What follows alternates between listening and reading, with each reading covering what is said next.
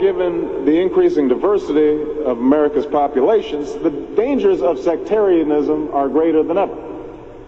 Whatever we once were, we are no longer a Christian nation, at least not just. We are also a Jewish nation, a Muslim nation, and a Buddhist nation, and a Hindu nation, and a nation of non-believers. And even if we did have only Christians in our midst, if we expelled every non-Christian from the United States of America, whose Christianity would we teach in the schools? Would it be James Dobson's or Al Sharps's? Which passages of Scripture should guide our public policy? Should we go with Leviticus, which suggests slavery is okay, and that eating shellfish is an abomination? Or we could go with Deuteronomy, which suggests stoning your child if he strays from the faith? Or should we just stick to the Sermon on the Mount, a passage that is so radical that it's doubtful that our own Defense Department would survive its application? So before we get carried away, let's read our Bibles now. Folks haven't been reading their Bible. Which brings me to my second point. Democracy demands that the religiously motivated translate their concerns into universal rather than religion-specific values. What do I mean by this? It requires that their proposals be subject to argument and amenable to reason. Now, I may be opposed to abortion for religious reasons, to take one example, but if I seek to pass a law banning the practice, I can't simply point to the teachings of my church or evoke God's will.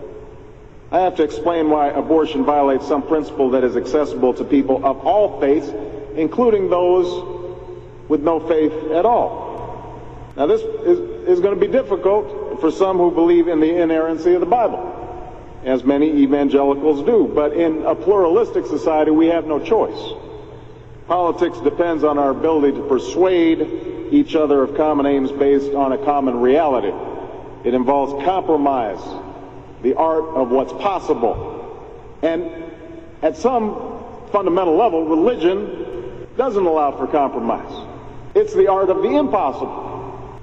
If God's spoken, then followers are expected to live up to God's edicts, regardless of the consequences.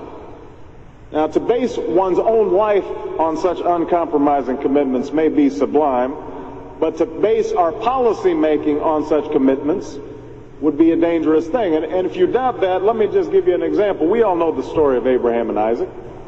Abraham's ordered by God to offer up his only son.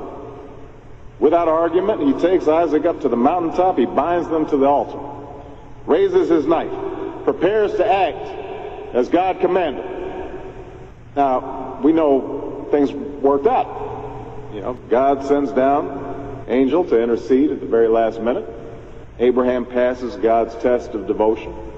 But it's fair to say that if any of us leaving this church saw Abraham on the roof of a building raising his knife, we would, at the very least, call the police and expect the Department of Children and Family Services to take Isaac away from Abraham.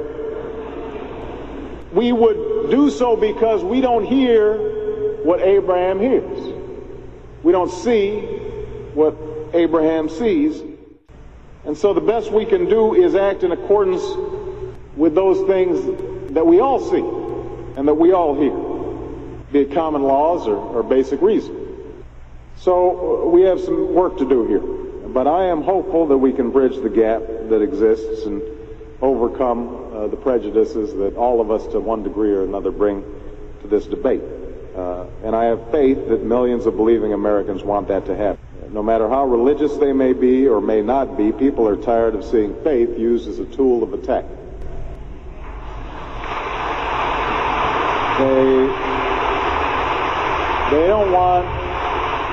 They don't want faith used to belittle or to divide, because in the end, that's not how they think about faith in their own lives.